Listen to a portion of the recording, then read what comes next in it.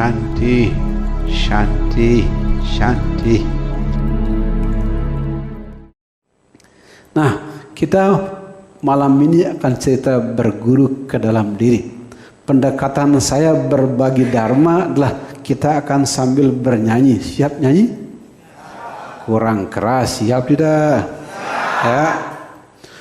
Selamat belajar penuh semangat, rajinlah selalu, tentu kau dapat hormati gurumu, sayangi teman, itulah tandanya kau muridku. Tepuk tangan dah lu. Di sekolah kita belajar keluar, di perguruan tinggi kita belajar keluar, belajar fisika, kimia, biologi, sejarah, psikologi, sosiologi, kedokteran, semuanya belajar keluar. Lebih dari 75% aktivitas belajar kita belajar keluar.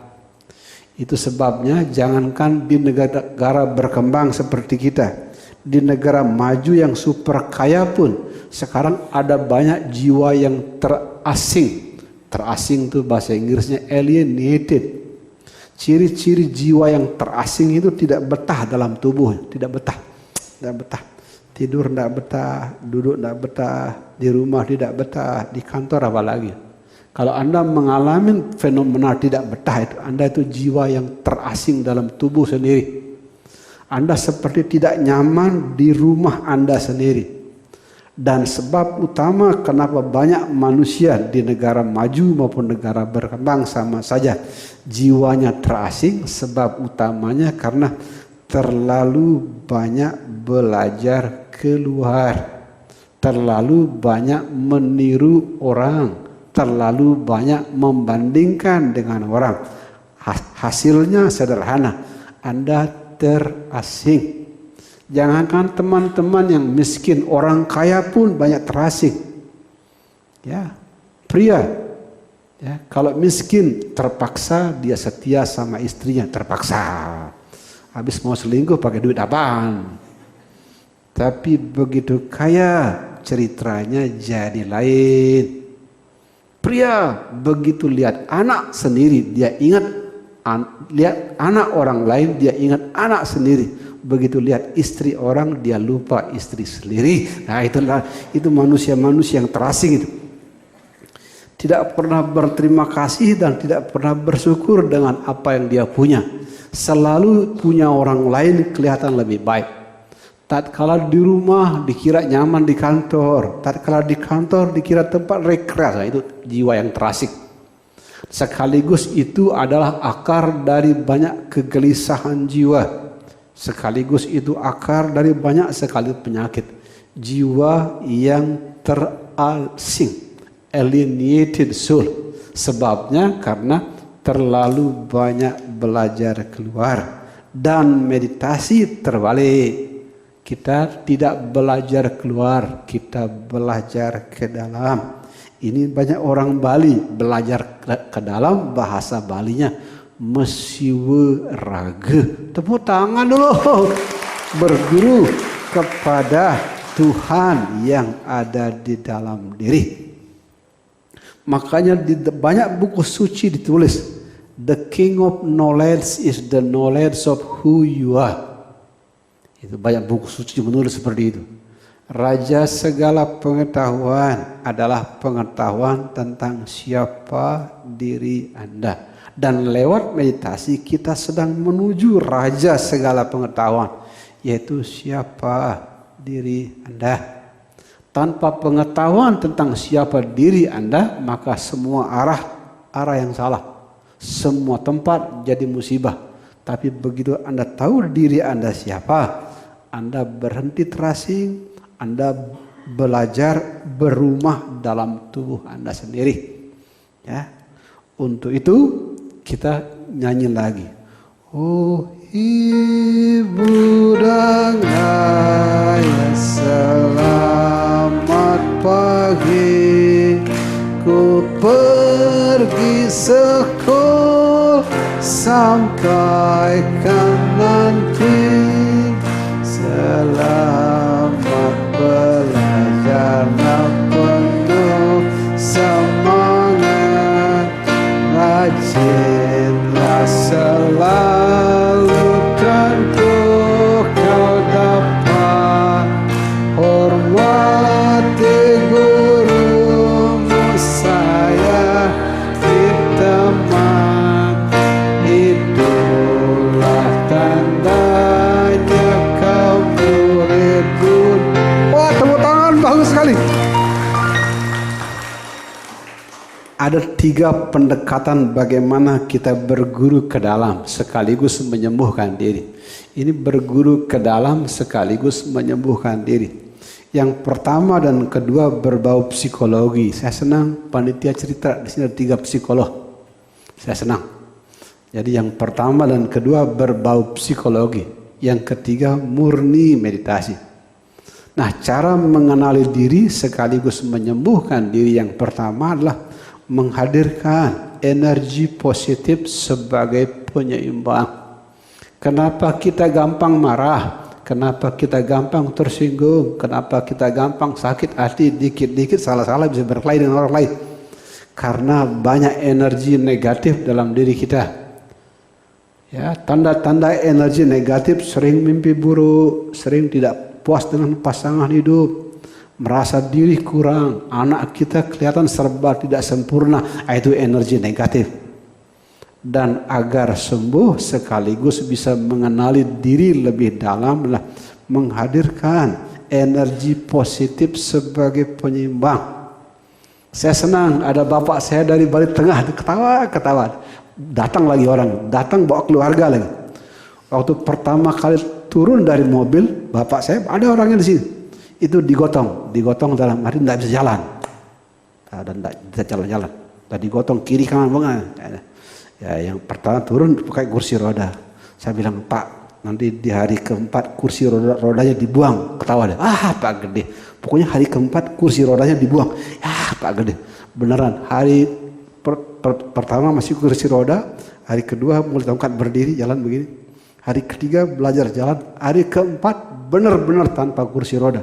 Sekarang orangnya ada di sini. Ada di sini. Ada. Tadi dia tanya, aduh Pak Gede, benar. Ketika mau pulang dia tanya, Pak Gede, kenapa kok saya bisa cepat? Satu saya bilang, salah satu energi yang paling menyembuhkan itu 3G. 3G itu gembira. Nah, bapak saya itu cepat sembuh, tidak saja orangnya hebat, tapi karena dia punya bibit-bibit kegembiraan tinggi. Teman-teman yang punya bibit kegembiraan tinggi itu cepat bisa menyembuhkan dia. Hanya 4 hari kondisi lumpuh bertahun-tahun jalan. Sekarang bawa saudaranya yang juga punya persoalan dengan berjalan kaki. Ya, sehingga jangan main-main dengan alat kesembuhan yang pertama. Menghadirkan energi positif sebagai penyeimbang. Bernyanyi salah satu, ya, melaksanakan hobi seperti taman, contoh yang lain. Anda yang menyayangin anak, sayangin anak-anak. Anda yang menyukai binatang, lakukan. Bahkan di barat sana ada penelitian, sampelnya nggak main-main 500 orang. Teman-teman yang di rumah punya binatang peliharaan memiliki resiko terkena serangan jantung jauh lebih kecil. Kenapa? Karena waktu pulang itu dia 3G dia. Ya, gembira. Apalagi kalau yang menunggu di rumah anjing, dia gembira sekali. Kalau Anda yang pelihara anjing, aduh, gembira sekali. Saya nggak pelihara anjing, tapi ada anjing liar yang setia sekali sama anjing liar. Anjing kampung, anjing Bali, tapi setia sekali sama saya. Wih, kalau datang, aduh, anjing perempuan, anjing liar, yang kotor, tapi setianya minta ampun. Wih, kalau pulang tuh dengan ekornya yang begini-begini, dia berbagi energi. Sehingga cara pertama menyembuhkan diri sekaligus mengenali diri yang lebih dalam. Hadirkan energi positif sebagai penyeimbang. Itu sebabnya di ruangan ini kita banyak bernyanyi, kita banyak tepuk tangan, bahkan nanti ada relaksasi, pokoknya gembira. Ya, 3G, gembira, gembira, gembira. Makanya ibu-ibu ntar malam kalau teman sekamarnya ada yang kentut, tolong nyanyi gini. Hormati gurumu, sayangi teman. Jangan sedih-sedih di sini. Karena kesedihan itu adalah sejenis racun yang kita masukkan ke sini. Bapak juga serupa. Kalau besok lagi antri, maaf, lagi antri BAB. Anda udah sakit, tapi ya keluar.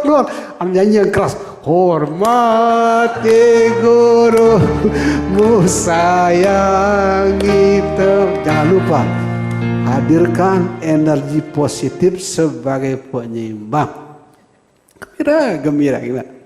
Ya, salah satu orang dekat dalam hidup saya, istri saya itu paling jarang sakit. Di rumah saya dia paling jarang sakit. Orangnya gembira sekali. Saya sama dia 38 tahun. Gembira aja. Paling jarang sakit. Sehingga yang pertama tolong diingat, hadirkan energi positif sebagai penyeimbang. Dan kita berada di sebuah kawasan yang menurut saya sangat mewah. Ini mewah. Tidak saja mewah karena tamannya bagus, gedungnya bagus, tapi mewah secara spiritual. Anda menoleh ke sana, samudra. Anda menoleh ke sana, gunung yang indah. Anda menoleh ke sana, matahari terbit. Anda menoleh ke sana, matahari tenggelam. Semuanya bisa kita lewat, lihat. Sehingga di tempat mewah seperti ini, tolong diingat, banyak berterima kasih, banyak bersyukur. Karena rasa terima kasih dan rasa syukur itu energi positif yang sangat dalam. Tepuk tangan dong. Ya, jadi 3 cara. Cara yang pertama, ingat selalu hadirkan energi positif sebagai penyeimbang. Karena Anda ada di Bali, bahasa Balinya terima kasih itu matur suksma, banyak mengucapkan doa matur suksma. Bahasa Inggrisnya thank you, bahasa Indonesianya terima kasih, bahasa Jawanya matur nuhun, bahasa Sundanya hatur nuhun.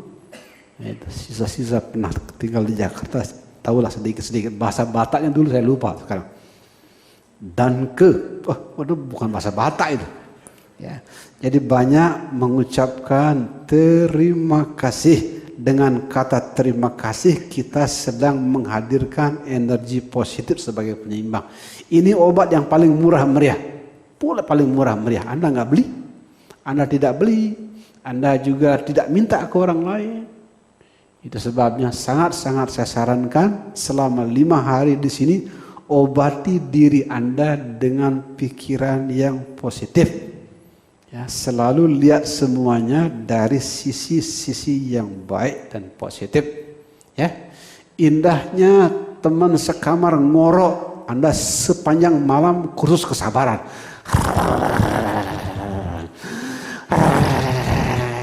Kalau lagi sial, teman sekamar Anda nafasnya seperti kol diesel, tahu kol diesel? Ingat, sabar. Kalau nggak kuat ya cari aja ke kantin nyender dibanding kalau dengar call diesel, lebih baik ke kantin Anda nyender seperti ini.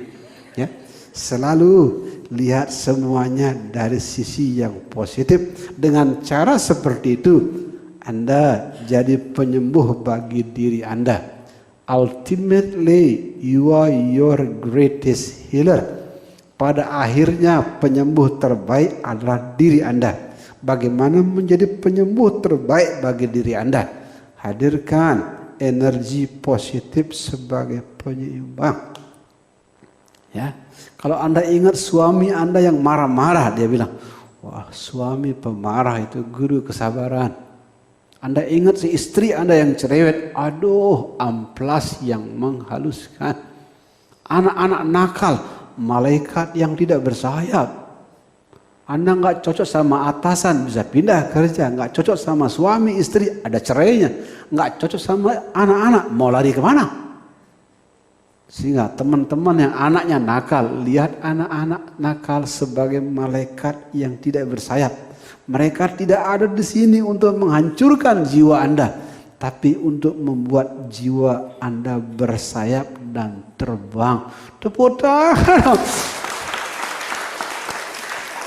Jadi cara pertama, hadirkan energi positif sebagai penyeimbang. Selalu lihat sisi-sisi positif dari semua hal yang sudah dan sedang terjadi. Yang kedua, masih berbau psikologi. Kalau Anda punya memori buruk, kesedihan, rasa sakit, penyakit apapun, salah satu obat murah meriah adalah didekap.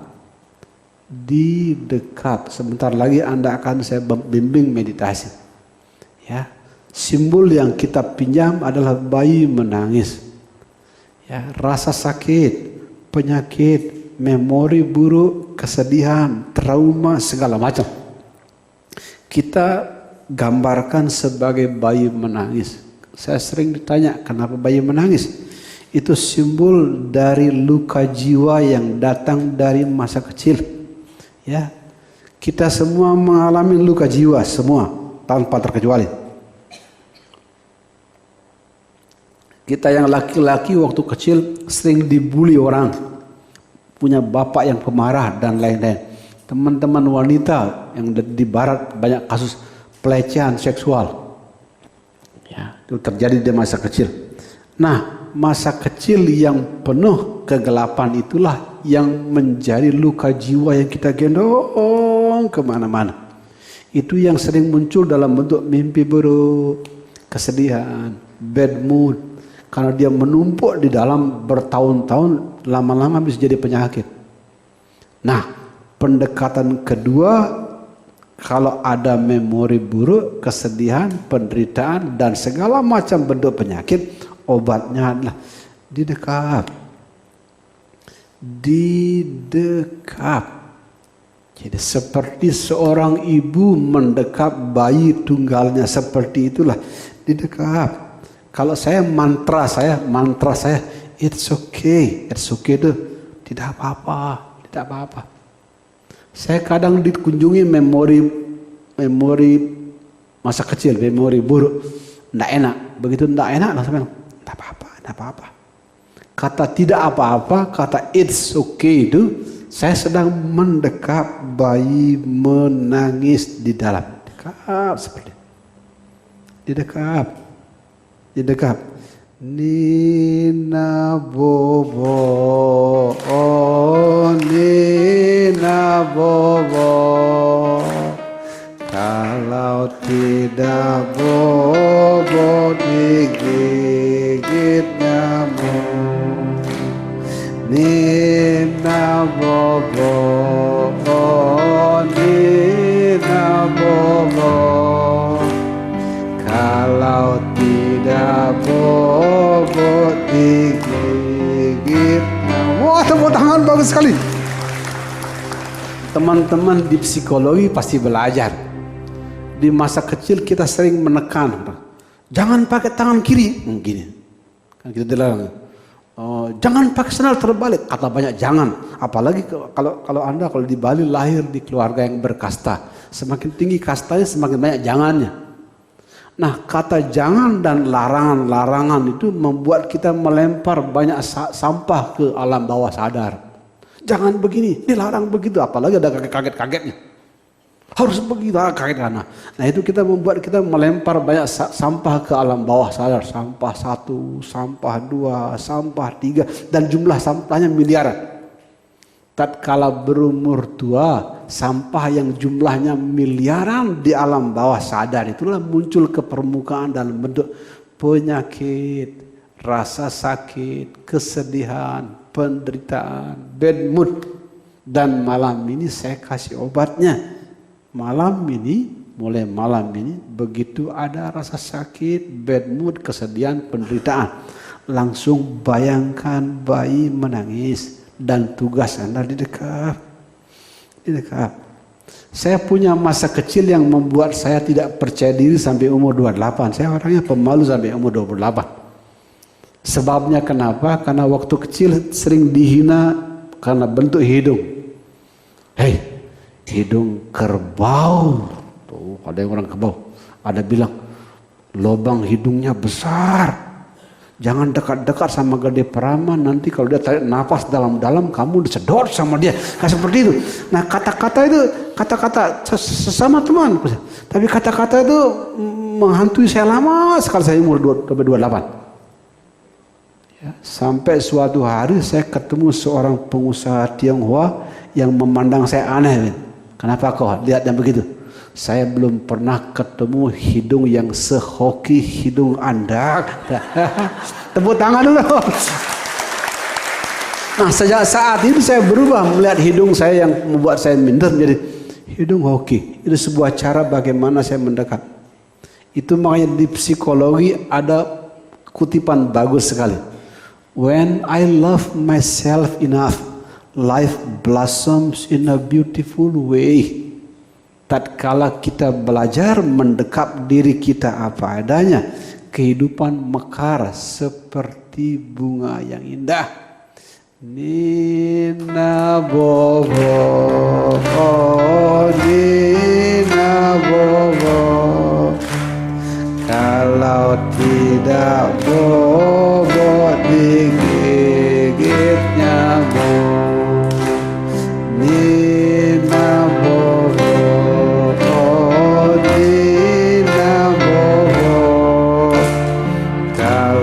tidak bobo digigitnya. Tepuk tangan, bagus sekali. Dekat. Ingat kalimat saya, penyembuh terbaik untuk diri Anda adalah Anda. Ya, ultimately you are your own greatest healer. Anda penyembuh terbaik. Bagaimana menyembuhkan? Dekat. Yang pertama menghadirkan energi positif sebagai penyeimbang. Yang kedua didekap. Dan yang ketiga murni meditasi. Ya, beda antara psikologi barat dan psikologi timur sederhana. Di barat psikologi disebut psychoanalysis. Gurunya Sigmund Freud. Semuanya serba dianalisa. Dan salah satu hasil analisanya Sigmund Freud adalah masa kanak-kanak, luka jiwa yang datang dari masa kanak-kanak, itu penyembuhan yang pertama, yang kedua tadi. Jadi kalau psikologi barat tugasnya menganalisa biar sembuh. Tapi kalau psikologi timur kita tidak boleh menganalisa. Kita hanya menyaksikan. Jadi kalau psikologi barat menganalisa, psikologi timur bersama meditasinya menyaksikan. Kalau lagi senang, saksikan. Lagi sedih, saksikan. Ya, ingat dengan pujian orang, awan putih. Ingat dengan makian orang, awan hitam. Ingat pernah berhasil, sukses, ombak yang tinggi. Pernah gagal, itu ombak yang kecil. Tapi dua-duanya hilang di pantai yang sama. Nah, kalau mau sembuh menggunakan kebijaksanaan timur, Eastern wisdom. Obatnya bukan menganalisa, tapi menyaksikan. Makanya untuk mudah menyaksikan, mulai hari ini semua dapat gelar S3 dari saya. Apa S3? Senyum. Senyum saja. Tepuk tangan. Senyum. Senyum saja. Tadi pagi ada bapak-bapak dari Sumatera.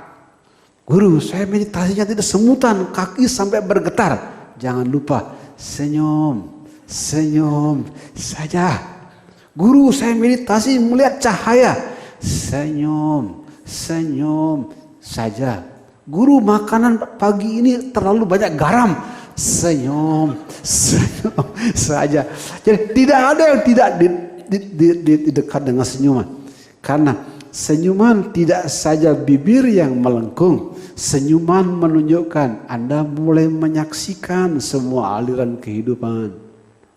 Nah, penyembuhan ala meditasi, kalau boleh disederhanakan menjadi satu kata. Menyaksikan. Bagaimana caranya menyaksikan? Jangan lupa banyak tersenyum. Saya sering tulis di sosial media, di antara semua lengkungan yang ada dalam tubuh manusia, yang paling indah itu senyuman. Ya, wanita yang sering tersenyum tambah tua tambah cantik. Kasih tepuk tangan dulu, kasih tepuk tangan. Karena wanita suka dipuji, Ya, teman saya yang playboy bilang, pujilah kecantikan wanita dan dia akan percaya seluruh kebohongan Anda.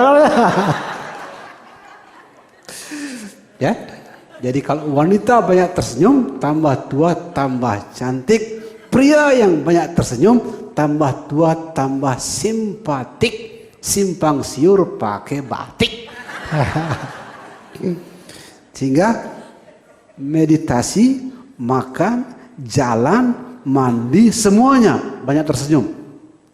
Senyuman awalnya kelihatan seperti barang yang sepele. Ini apa? Senyum-senyum aja. Bahasa Bali jek buduh gila. Jangan-jangan dikira gila. Saya pun waktu pertama pulang di desa saya kan sering meditasi jalan. Meditasi jalan pelan-pelan. Begitu dibelokkan saya senyum. Ada keponakan jauh jadi pembantu. Dicolek istri saya. Tante. Om enggak bodoh. Ada bodoh kayak gini. Jalan sendiri, sudah itu senyum. Oh, itu meditasi jalan. Keponakan saya nggak ngerti. Dia lihat saya jalan pelan-pelan, tersenyum. Rupanya di desa saya semua orang gila seperti itu. Sehingga saya sihir dan di sini dijamin, di sini anak. Ya, banyak tersenyum. Ya. Tersenyum dianya padaku, manis, manis, manis. Ku belai rambutnya yang hitam. Sayang, sayang. Tepuk tangan. Banyak senyum. Sehingga besok kalau makan, saya akan intipin ada di meja makan. Begitu ada nasi, ini senyum. Dijamin tidak ada yang menyebut Anda gila. Tersenyum karena ungkapan terima kasih yang mendalam. Ya, senyuman awalnya adalah jembatan antara kita dengan orang yang kita jumpai. Tersenyum dong, kita bersahabat. Begitu Anda mendalam, senyuman itu menjadi dekapan pada jiwa yang bersemayam di dalam. Dan di meditasi, senyuman sebuah tanda Anda sedang menyaksikan. Ingat, obat meditasi yang paling mujarab, menyaksikan. Bagaimana menyaksikannya? Semuanya akan lewat. Yang positif lewat, negatif lewat, menyenangkan lewat, menyedihkan lewat. Asal jangan nafasnya yang lewat. Semuanya lewat. Nah, kalau Anda bisa melepaskan semuanya lewat. Oh, itu yang disebut oleh orang Bali Paramasanti. Damai. Tepuk tangan. Banyak orang Bali kalau berdoa, begitu di puncak doa dia akan memanggil nama pacarnya. Shanti, damai. Nah, bagaimana biar ketemu wajah Tuhan yang damai? Semuanya lewat. Memori buruk lewat, memori baik lewat. Pengalaman baik lewat, semuanya lewat. Nah, kalau lihat semuanya Anda saksikan dengan lewat, itu meditasinya bagus kan. Saya sering ditanya, terutama teman-teman yang meditasi sudah lama, Pak Gede, saya meditasi sudah 20 tahun, tapi tidak ketemu apa-apa. Oh, siapa suruh nyari apa-apa? Jangan nyari apa-apa. Apa yang dilakukan? Biarkan aja semuanya lewat. Wajah istri lewat. Mantan pacar lewat, ya, pokoknya semuanya serba lewat. Nah, karena semuanya serba lewat, senyum, senyum saja. Dengan senyum-senyum saja kita sedang melakukan obat yang ketiga, menyaksikan. Ya. Dan kita berada di sebuah tempat indah, namanya Brahma Wihara Arama. Saya punya tugas harus menjelaskannya ke Anda. Brahma itu salah satu nama Tuhan. Wihara itu rumah suci. Artinya Brahma Wihara itu rumah suci Tuhan. Tepuk tangan dulu dong. Jadi Anda berada di sebuah tempat yang artinya ini rumah suci Tuhan. Dan rumah suci Tuhan bernama Brahma Wihara ini ada tiangnya ada empat. Ya, dan empat-empatnya cocok untuk semua agama. Tiang yang pertama bernama love. Love itu cinta kasih. Tugas cinta kasih adalah membuat orang lain bahagia. Jadi yang tiang pertama dari Brahma Wihara, rumah suci Tuhan, cinta kasih. Yang kedua belas kasih, compassion, ini nama keluarga spiritual kami. Kalau cinta kasih bertugas membuat orang lain bahagia, kalau belas kasih bertugas adalah Anda rela menderita untuk membuat orang lain bahagia, lebih dalam. Jadi kalau cinta kasih kita membahagiakan orang lain dan kita ikut bahagia. Tapi kalau belas kasih kita rela menderita untuk membuat orang lain bahagia. Bahkan kalau kisah guru zaman dulu hebat-hebat. Ya, pertama cinta kasih, yang kedua belas kasih, compassion. Ya, yang ketiga mudita. Mudita itu bahagia melihat orang lain bahagia.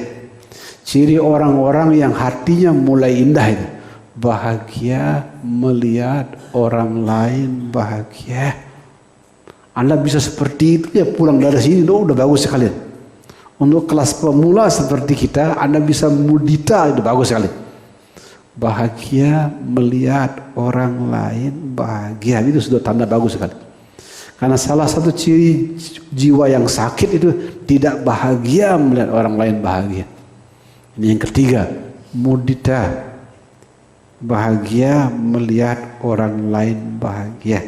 Yang keempat tuh upeksa. Upeksa itu keseimbangan batin. Ya, senang, sedih, buruk, baik, salah, benar, semuanya tarian Tuhan yang sama. Tinggi, rendah, Tuhan yang punya. Suci, kotor, Tuhan yang bikin. Ya, putih, kuning, merah, hitam, semuanya senyuman Buddha yang sama. Kalau Anda bisa melihat semuanya sebagai tarian Tuhan yang sama, senyuman Buddha yang sama, Anda bisa menyentuh upeksa. Upeksa itu keseimbangan batin, seimbang sekali.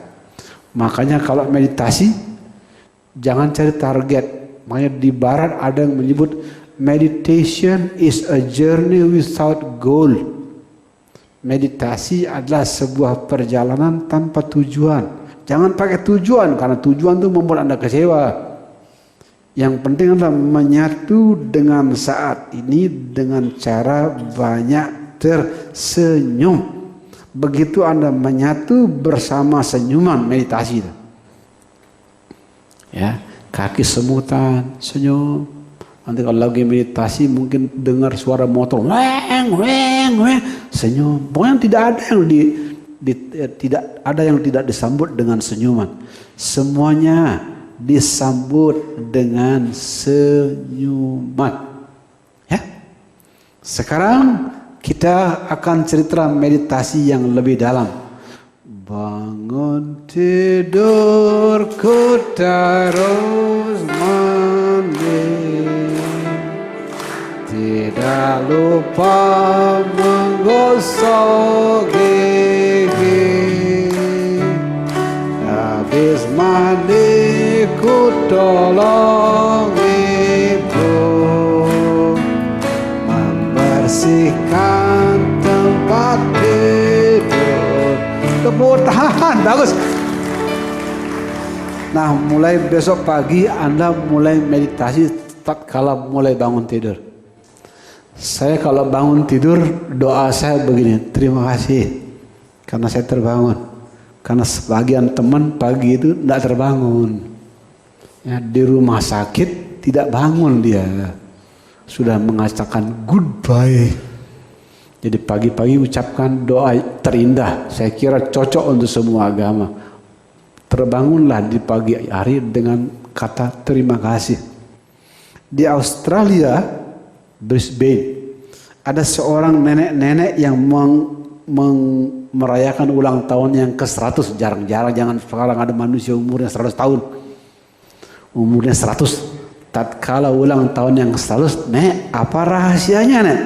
Neneknya menjawab, selalu bangun di pagi hari mengucapkan kata terima kasih. Tepuk tangan. Selalu. Yang kedua apa, Nek? Tidak saja makanan yang mulut harus bersih, makanan pikiran juga bersih. Sehingga kalau bercerita sama teman, membaca koran, main di sosial media, usahakan Anda membaca yang bersih-bersih, yang tidak membangkitkan kemarahan, dendam dan lain-lain. Apalagi marah dan dendam sambil menjelek-jelekkan agama orang lain. Jangan.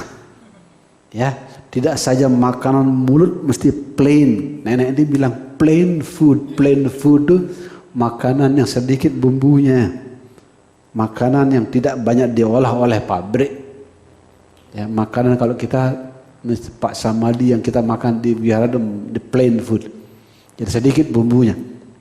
Tidak saja mulut mesti makanannya plain, polos, tapi pikiran juga mesti makanannya polos.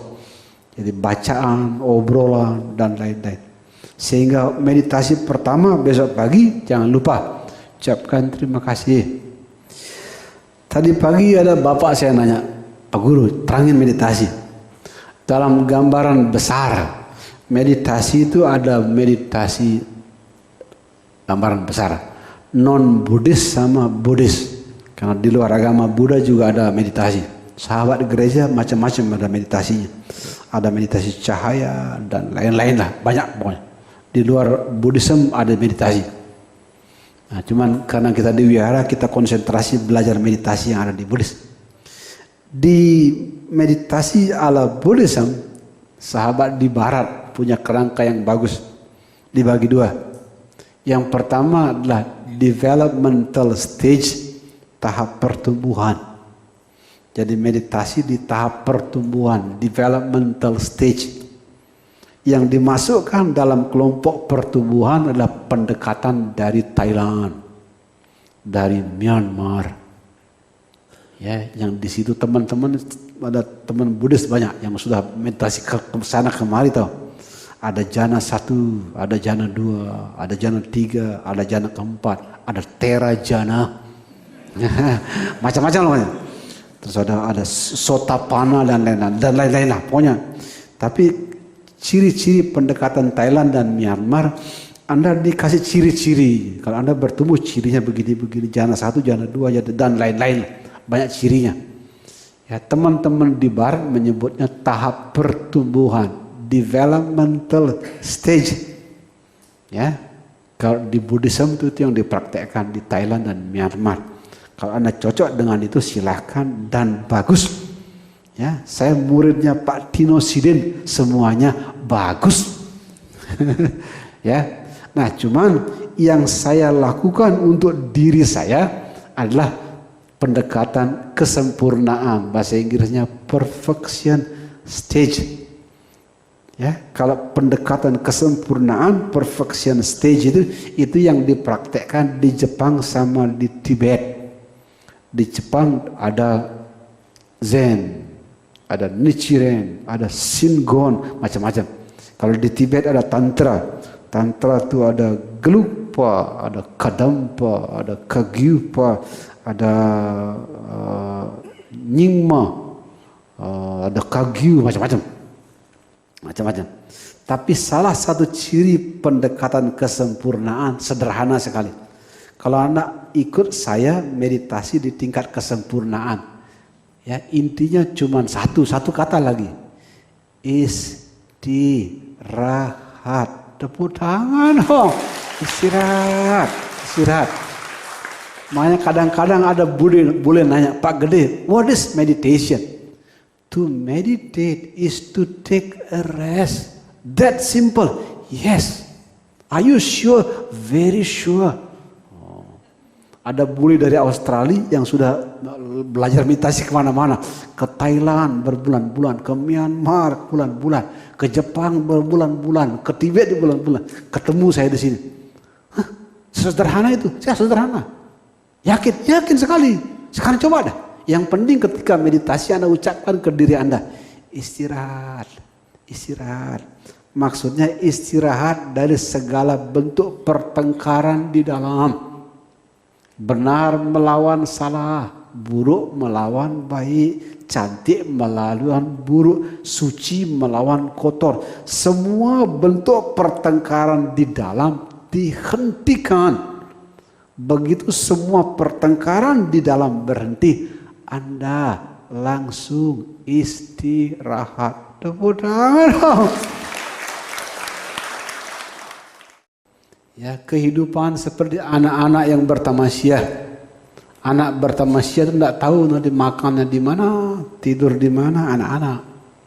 Tapi sebelum sampai di tujuan dia bernyanyi lagu sini, lagu yang tadi.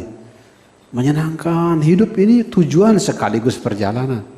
Nah, dengan istirahat Anda menyatu dengan setiap perjalanan. Menyatu. Sehingga tatkala meditasi duduk jangan mengingat banyak kata, ingat hanya satu, istirahat, istirahat. To meditate is to take rest. Nah, kalau Anda istirahat sudah. Kalau Anda melihat, wah ini apalagi yang diajarkan, jangan-jangan ini setan. Nah, sudah. Kata setan itu membuat Anda bertempur di dalam. Wah, ini agama palsu. Ya sudah, bertempurlah Anda dalam. Ya, nah segala pertempuran di dalam itulah yang membuat jiwa kita sakit. Nah, kalau meditasi yang menyembuhkan ala gede prama, istirahat, istirahat. Anda pemuja Tuhan, semuanya tarian Tuhan yang sama. Anda murid di jalan Buddha, semuanya senyuman Buddha yang sama. Jadi istirahat, istirahat, istirahat. Nah, sebelum kita praktek meditasi, saya harus simpulkan dulu ya. Sekarang setelah kesimpulan kita praktek meditasi. Ada dua wajah meditasi. Biar Anda berguru ke dalamnya bagus. Pertama, to heal itu menyembuhkan. Jadi wajah meditasi yang pertama menyembuhkan. Yang kedua to be whole. Yang pertama to heal, yang kedua to be whole. Kalau yang pertama adalah menyembuhkan, yang kedua kita berjumpa wajah diri kita yang utuh. Kalau saya menulis ke coret coret Tuhan. Jadi anda yang rindu Tuhan pakai pendekatan yang kedua. Jadi meditasi membuat kita berjumpa ke coret coret Tuhan. Tepuk tangan dulu. Bagaimana caranya berjumpa ke Tuhan? Saya sudah bilang ke Anda, istirahat, istirahat, istirahat. Bagaimana caranya? Senyum, senyum saja. Jadi ada dua wajah meditasi. Pertama menyembuhkan dan banyak penelitian. Zaman dulu ini hanya cerita buku suci, sekarang banyak penelitian. Tapi hari ini saya nggak mau cerita penelitian. Jadi pertama meditasi menyembuhkan. Dan meditasi lebih mudah menyembuhkan kalau kita mengerti lagu yang akan kita nyanyikan. Dua mata saya, hidung saya satu, dua kaki saya pakai sepatu baru, dua telinga saya yang kiri dan kanan, satu mulut saya tidak berhenti. Tepuk tangan. Nah, meditasi menyembuhkan kalau Anda belajar menerima diri Anda apa adanya. Anda lihat, mata saya bukan yang terbaik. Ini ada min, ada plusnya. Tapi sudah lama saya belajar mencintai mata saya. Ya, Anda lihat, hidung saya mancung ke dalam. Ya, tapi indahnya hidung mancung ke dalam adalah tidak ada yang tertarik mengajak saya untuk selingkuh. Oh, Anda lihat rambut saya ini membuat saya sering dikira keturunan Mataram, manis tanpa rambut. Ya, nah begitu cara saya bersahabat dengan diri saya. Anda tahu, begitu persahabatan dengan diri kita sempurna, jiwanya sembuh, jiwanya sembuh. Saya sudah berjumpa banyak sekali orang sakit. Saya punya 3 kakak ipar yang meninggal muda, yang penyakitnya parah-parah. Semuanya cirinya gagal bersahabat dengan dirinya dan hidupnya. Dan meditasi akan menyembuhkan. Anda bersahabat dengan diri Anda apa adanya. Hanya ia yang mencium kekurangannya bisa mencium anaknya secara indah. Saya sering melihat teman-teman saya terutama di Inggris, saya dulu sekolah di Inggris. Saya kagum sama orang tua di Inggris. Cara dia merawat anaknya itu sangat beradab, jauh beradab dibandingkan saya. Tapi saya lihat teman-teman di Inggris, kesimpulannya sederhana. Hanya ia yang mencium kekurangannya yang bisa mencium anaknya secara indah.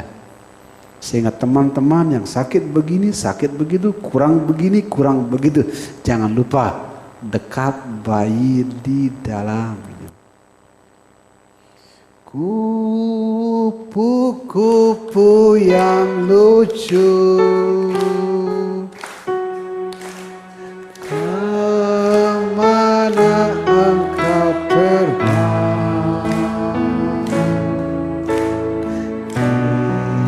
Bermudik mencari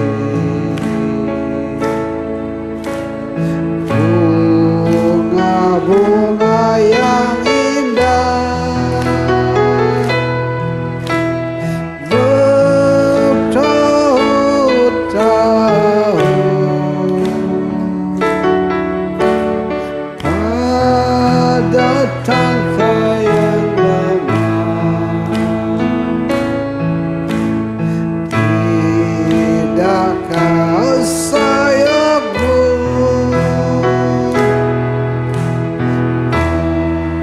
rasa oh, tepuk tangan Bang Sal. Seperti kupu-kupu yang hinggap di bunga, seperti itulah sebaiknya kita memperlakukan jiwa kita di dalam. Halus, menyentuhnya halus, halus. Nah, energi kesembuhan alam meditasi, energi kesembuhan yang halus sekali. Seperti kupu-kupu yang hinggap di bunga. Boleh ambil bunganya, tapi jangan rusak. Boleh ambil madunya, tapi jangan rusak bunganya. Saya seperti itu memperlakukan anak saya dan juga anak mertua di rumah. Halus sekali. Ya, makanya relatif selamat. Saya selamat, anak-anak juga relatif selamat. Karena di sini sering ketemu teman-teman yang tidak selamat. Kan cerai itu tidak selamat. Jadi saya selalu perlakukan diri saya kupu-kupu, anak dan istri saya bunga, hati-hati sekali, melangkah hati-hati. Nah, meditasi seperti itu. Nah, sebelum kita merawat bunga di luar, kita harus merawat bunga di dalam. Nah, meditasi dengan kata istirahat, nah ini seperti kupu-kupu. Itu wajah meditasi yang menyembuhkan, to heal.